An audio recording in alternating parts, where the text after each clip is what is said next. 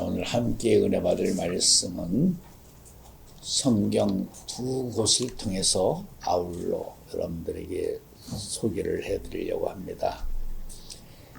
먼저 계시록 20장 7절부터 10절까지의 말씀을 읽겠습니다. 천년이 참에 사단이 그 옥에서 놓여 나와서 땅의 사방 백성 곧 곡과 마곡을 미혹하고 모아 싸움을 붙이리니 그 수가 바다 모래 같으리라. 저희가 지면에 널리 퍼져 성도들의 짐과 사랑하시는 성을 두루매 하늘에서 불이 내려와 저희를 소멸하고 또 저희를 미혹하는 마귀가 불과 유황못에 던지우니 거기는 그 짐승과 거짓 선지자도 있어 세세토록 밤낮 괴로움을 받으리라. 7절부터 지금 10절 말씀을 읽었습니다. 그런데 이 내용이 과연 성경 전체 속에서 미치는 영향, 이 내용의 세계가 종말론적인 입장에서 언제 어느 때가 되고 있는 것인지 오늘 그 부분을 집중적으로 여러분들에게 소개를 해드리고자 합니다. 이렇게 말씀해드리는 이유 가운데 하나는 21장 9절에 보면 7 대접을 가지고 마지막 7 재앙을 담은 7 천사 중 하나가 나와서 내게 말하여 가로되 이리 오라. 내가 신부 곧 어린 양의 아내를 내게 보이리라 하고, 성경을 깊이 있게 보시는 분의 입장으로 보면 그럼 계시록 20장 7절부터 10절 말씀이 7 대접을 가진 7번째 천사가 역사하기 이전에, 끝을 맺기 이전에 천년 왕국이 끝이 나고 무적에 갇혀있던 666이라는 짐승이, 붉은 용이 다시 이 땅에 등장하는 것이 아니냐, 이렇게 분명하게 오해의 여지가 생깁니다. 그래서 그 부분을 오늘 여러분들에게 오해가 되지 않도록 바로 잡아드리려고 하는 것입니다. 성경은 분명히 3가지 관점으로 기록했다고 그랬죠. 표면적으로, 이면적으로, 영적으로. 영적인 세계는 땅과 바다에 거하는 자들은 알지 못합니다. 하늘과 그 가운데 거하는 자들만이 영적인 세계를 알 수 있는 것입니다. 수없이 말씀드린 것처럼 영적인 세계의 때의 주인은 2사람이죠. 해를 입은 여인과 붉은 용.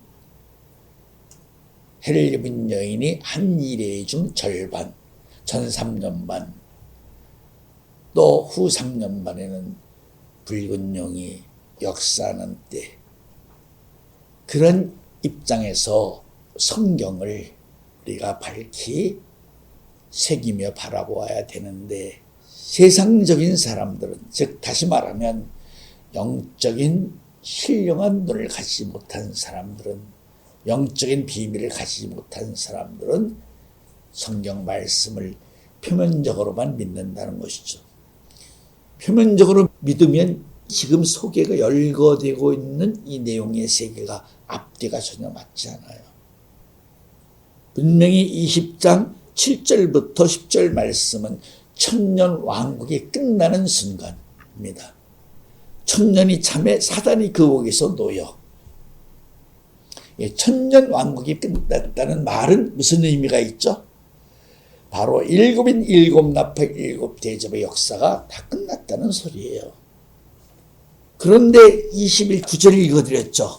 7 대접을 가지고 마지막 7 재앙을 담은 7 천사 중 하나가, 마지막 재앙이 뭐죠? 대접. 7인 7 나팔 7 대접이죠. 그렇다면 표면적으로 드러난 순서대로 말한다면 천년 왕국이 끝나고 천년이 되매 무적이 가뒀던 붉은 용을 이 땅에 다시 등장을 시키죠.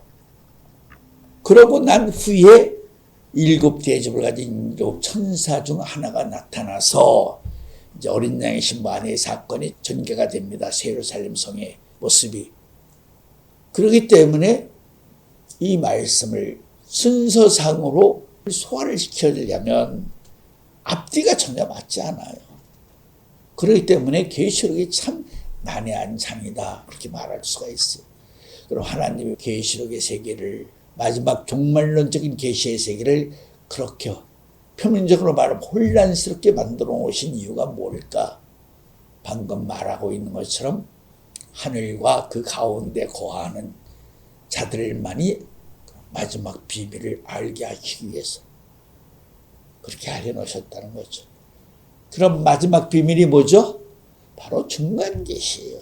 작은 책 다시 복음의 말씀. 중간계시가 마지막 비밀이에요, 하늘에. 그러니까 중간계시를 아는 사람이, 말씀을 받은 자만이 이러한 난해한 부분에 표면적으로 분명히 앞뒤가 맞지 않는 어려운 말씀의 세계를 올바로 분명하게 볼 수 있다 하는 말씀을 알고 있는 것입니다. 여러분들이 알다시피 이 땅에서 천년 왕국이 이루어집니다. 계시록 20장 4절부터 6절 말씀에 정확하게 기록되어 있죠. 천년 왕국이 끝난다는 말은 구속사의 세계가 완전히 끝났다는 말씀이에요. 빛으로 할 수 있는 모든 세계는 완전히 끝났다. 끝나고 나서 천년이 참에 사단이 그 옥에서 나와.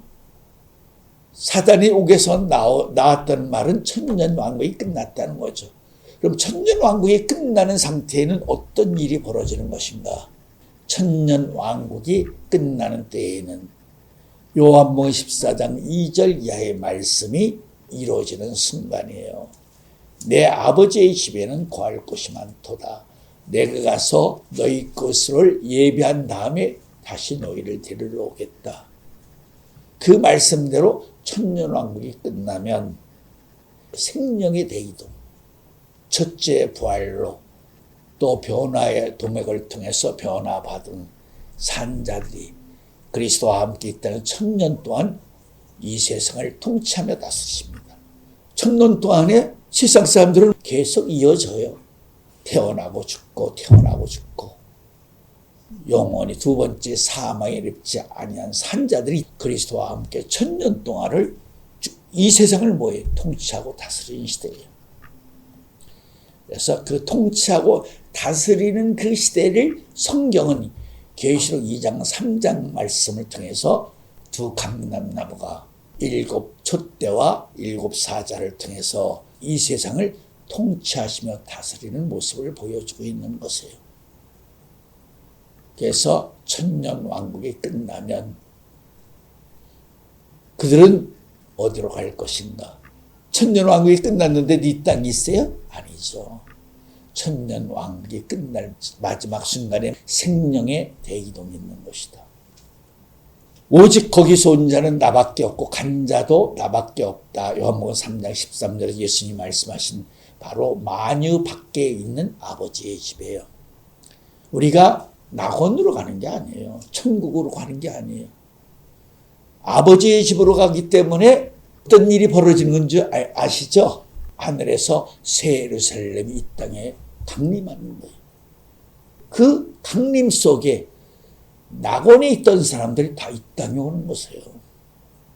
아브라함을 비롯해서 그리스도와 함께 왔다가 이 땅에서 천년 동안 천년 왕국의 왕권을 누리다가 이 땅에서 다 같이 아버지의 집으로 가는 것이에요. 하나님이 낙원에 입한 거룩한 한성에 있던 사람들은 거기서 가는 게 아니다. 다 일단은 이 땅에 와서 이 땅에서 함께 천년 왕국의 영광을 누리다가 천년이 참에 이 땅에서 다 아버지의 집으로 생명의 이동을 하는 것이다. 그들은 밥 먹고 똥 싸는 사람들이 아니에요. 부활 변화받은 자들이에요. 여호와 증인이 이 땅에 자기들이 14만 4천인 쳐가지고 자기들만 휴거하고 어리석은 인생들이에요. 지구가 생성된 46억년을 빛으로 가도 낙원에 가지 못해요. 더군다나 아버지의 집은 뭐예요? 만유 위에 있어. 만유 바깥에. 그 집을 가는데 밥 먹고 똥 싸는 사람들이 어떻게 가? 말이 안 되지. 산자들만이 가는 것이에요. 산자의 세계는 어떤 세계냐? 산자의 세계는 생명의 고리로 연결된 세계를 말하는 것이에요. 물리적으로 보면 지구의 궤도를 벗어나서 그 높고 높은 별에 이르기까지 무한대의 공간이 벌어져 있지만 영적으로 다 이어진 세계라는 거예요. 생명의 세계는. 우리가 발꼬락을 부딪히는 순간 그 아픔이 온몸을 통해서 똑같이 느끼거든요. 그게 산자의 세계에서 체감할 수 있는 속도와 같은 것이라고 말할 수가 있어요. 빛으로 46억 년을 가도 못 가는 그 세계가 영적으로 말하는 생명의 선으로 연결되어 있기 때문에 이 땅에서 통시적으로 그 세계를 갈 수가 있어요. 부활과 변화를 받은 산자가 아니고는 갈 수가 없는 것이다. 그래서 가면서 붉은 영을 사단을 옥에서 천년도 갇혔던 그를 옥에서 내놓는 것이다. 그리고 나서 누구를 통해서 역사해요? 곡과 마곡. 예레미야, 에스겔을 통해서 봐도 마지막 때 세상적으로 가장 큰 환란을 일으키는 족속이 곡과 마곡으로 되어 있어요. 계시록 외에도 마곡, 곡. 그들을 불러 모아서 천년전 갇혀있던 붉은 영의 역사라는 거죠. 그때에는 이 땅에는 누가 있어요? 광명한 자들은 하나도 없어요. 떠날 때 천년 동안 갇혀있던 그를 옥에서 무적에서 내놓았다는 말은 무슨 소리예요? 내가 할 수 있는 대로 다 해. 내 마음대로 해. 그들에게 제약된 이 세상을 맡겨놨다는 소리죠. 니들이 알아서 해. 우리는 다 끝났어. 우리는 취소할 거 다 취소해가지고 이제 아버지의 집으로 가. 아디오. 안녕 가고 떠나는 거죠. 그런데 이어서 21장 9절에 보니까 일곱 제약을 가진 일곱 천사 중 하나가 또 역사하는 내용이 있어요. 그러니까 난해한 문제가 생긴 거죠. 이게 무슨 소리야? 원칙적으로 말하면 이미 생명이 돈을 돼서 다 떠났는데 왜 또 일곱 제약을 가진 일곱째 천사가 나타나서 예루살렘 어린 양의 신부 아내를 말하는 게 무슨 소리야? 잘못된 기록이 아니라 의도적인 기록으로 그렇게 순서를 정해서 말씀하신 것이다. 천국의 비밀을 깨닫지 못하게 하기 위해서, 알지 못하게 하기 위해서 일부러 그렇게 말씀을 했다는 거죠. 일곱 대접을 가지고 마지막 일곱 재앙을 담은 일곱 천사 중 하나가 나와서 내게 말하여 가로되 이리 오라. 내가 신부 곧 어린 양의 아내를 내게 보이리라 하고 성령으로 나를 데리고 크고 높은 산으로 올라가 하나님께로부터 하늘에서 내려오는 거룩한 성 예루살렘을 보이니 하나님의 영광이 있음에 그 성의 빛이 지극히 귀한 보석 같고 벽옥과 수정같이 맑더라. 크고 높은 성곽이 있고 12문이 있는데 문에 12천사가 있고 그 문들 위에 이름을 썼으니 이스라엘 자손 12지파의 이름들이라. 동편의 세 문, 북편의 세 문, 남편의 세 문, 서편의 세 문이니 그 성의 성곽은 12기초석이 있고 그 위에 어린 양의 12사도의 12이름이 있더라. 이걸 읽어보면 또 놀라운 사실을 자연스럽게 받아들일 수가 있어요. 신천지 이만희가 두 사도 12지파 세우고 14만 4천을 인친다고 그러는데 성경은 그들이 어디서 내려와요? 예루살렘 속에서 다 내려오는 거예요. 12지파 12사도 이름이 있더라. 마지막 때 이 땅에서 계시록 7장에 보면 14만 4천 인칠 것으로 되어 있는데 하늘에서 강림하는 새 예루살렘 내용 속에도 분명히 12지파, 12사도가 있어요. 그럼 이 관계는 어떻게 설명을 해야 되는 것인가? 그것도 천국의 비밀을 감추기 위한 하나님의 신비하고 오묘한 계략, 묘수였다는 거죠. 분명히 해를 입은 여인이 이 땅에서 두 가지의 사역을 하죠. 세계 민족 중에 이러한 일이 있으니 감람나무를 흔든 같고 포도를 거둔 후에 남은 것을 주음 같은 역사. 해를 입은 여인이 두 가지 역사를 다 하는 거죠. 두 가지 역사를 하는데 분명히 포도나무 역사도 하죠. 그러면 왜 포도나무 역사를 해를 입은 여인이 하는 것인가? 12지파 중에 14만 4천 인침을 했는데 변고가 생겼어요. 내용이 바뀌어진 부분이 있죠. 단지파가 빠지고 에브라임 지파가 빠졌습니다. 거기에 요셉 지파가 생겼고 또 이스라엘 12지파의 장자였던 레위 지파가 다시 이스라엘 12지파로 복귀했어요. 들어왔어요. 다시.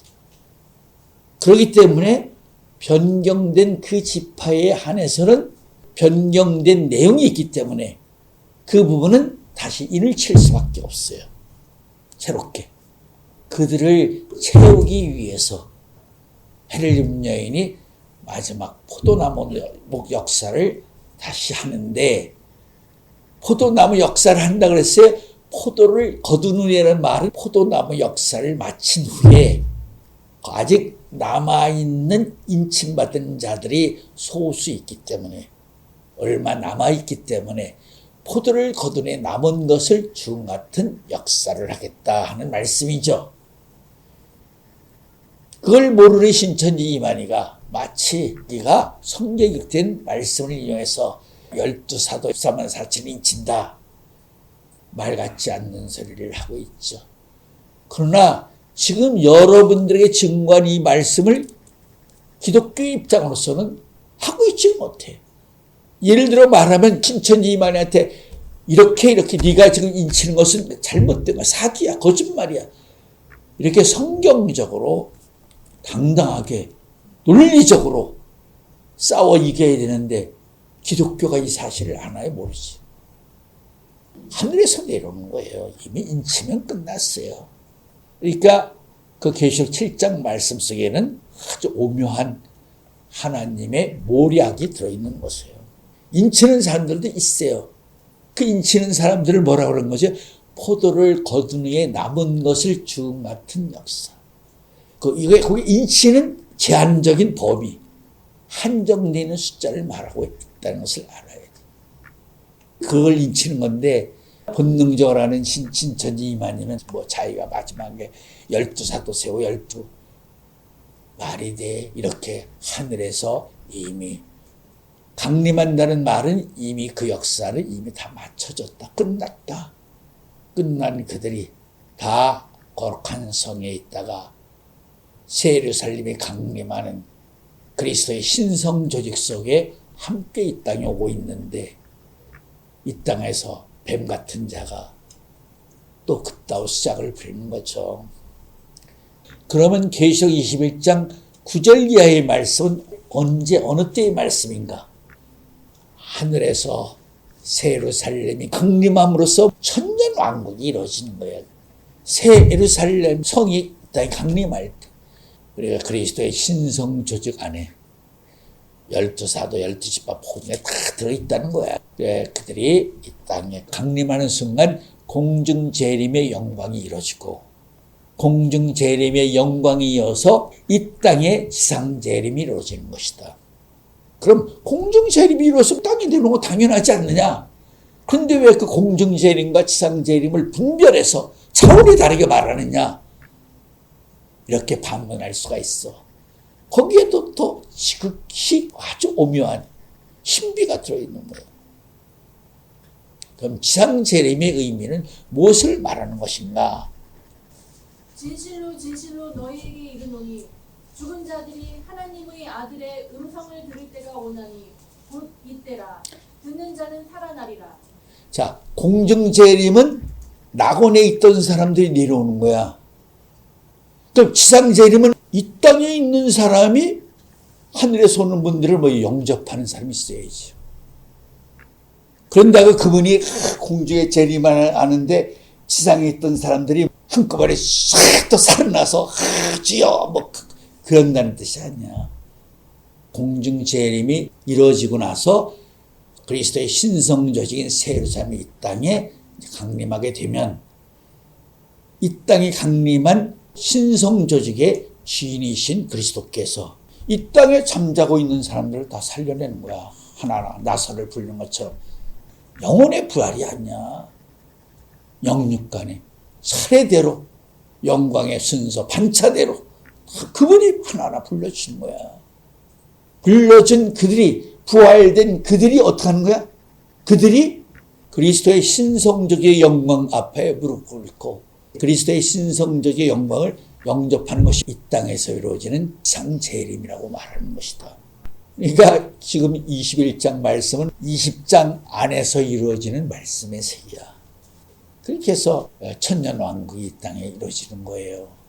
그런데 이걸 갖다가 순서대로 안, 어떻게 보면 앞뒤가 맞지 않게 바꿔놓은 부분도 많이 있다.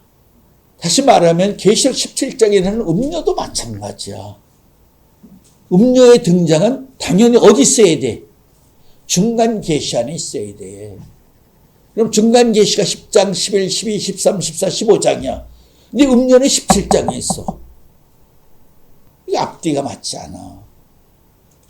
그런데 그 음료가 중간 계시 속에 들어와 있지 않아. 일반 계시 속에 있는 여자냐면 그렇지 않아. 음료는 중간 계시 안에 있는 여자야. 그런데도 바깥에 띄워놓고 있어. 17장에다. 중간 계시 안에 집어넣지 않고. 그게 하나님의 오묘하고 신비하신 모략이야.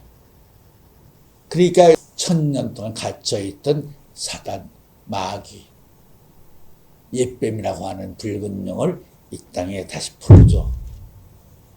그럼 그들이 이 땅에서 곡과 마곡을 불러 모아가지고 전쟁을 일으켜. 그 전쟁이 바로 세상 사람들이 벌벌 떨고 있는 3차 대전이야. 3차 대전 때는 우리는 이 땅에 없어. 그때는 아버지의 집에 있는 거야. 이 지구에는 없어. 아버지의 집은 천사들이 갈 수 없는 곳이야. 천사들의 영역이 미치지 못하고. 그래서 예수님이 오른쪽 보좌에 계신다는 말은 궁창의 세계에 계신다는 거야. 궁창의 세계는 천사들이 활동할 수 있는 영역이야. 그러나 아버지의 집은 궁창에 있는 게 아니야. 궁창 위에. 마녀 위에 있는 아버지의 집이야. 거기는 천사들이 갈 수 없는 거야. 예수님이 글리 가면 예수님하고 우리하고는 통하지를 않아. 천사들로도 못 통하고. 그러니까 이 땅에서 뭐 아멘 할렐루야 해봤자 뭐 우리 영광을 받으실 수가 있어? 그래서 마녀 안에서 영광을 받으시기 위해서 오른쪽 궁창의 세계에 있는 거야. 궁창의 세계 한가운데. 우리의 기도를 천사들이 받아가는데 그것은 천사들의 능력으로는 갈 수가 없는 것이야. 그것을 누가 가? 우리가 갑니다. 예수님과 내 생물리에는 거기서 온 자, 간 자가 없어. 그 위에는 누구도 간 자도 없고 온 자도 없고. 성경은 함정이 많다 하는 걸 알아야 돼. 하나님이 파놓은 함정이 많아. 이사야 28장 16절 시온에 한 돌을 세웠다. 기초돌이다. 그러나 그 돌은 누구에게나 영생을 주는 돌이 아니야. 걸려 넘어질 자에게는 걸려 넘어지게 하고 은혜 줄 자에게는 은혜가 되게 하는 하나님이 시험하신 기초돌. 시온의 한 돌 말씀하시지. 그 돌에 넘어지는 자는 다 죽겠고 떨어지는 돌에 부딪히는 자는 가루가 되리라. 20장, 21장에서 연관되어 있는 영적인 세계, 이 땅에서 이루어진 역사의 과정이 혼돈스럽게 되어 있다. 쉽게 알지 못하게 해놓았다 하는 것을 말씀하는 거죠. 21장 9절 이하의 말씀이 사실은 천년 왕국이 이루어지는 최초의 역사예요. 예루살렘 성이 이 땅에 강림됨으로써 이 땅에 바로 천년 왕국이 이루어지는 역사에 되는 순간이지. 그런데 표면적으로는 그 사실을 받고 나서 먼저 이루어질 일을 그렇죠 나중에 이루어진 것처럼 받고 나왔기 때문에 일반 계시의 사람들은 도무지 알 수가 없다 것을 말씀해 드리는 것입니다.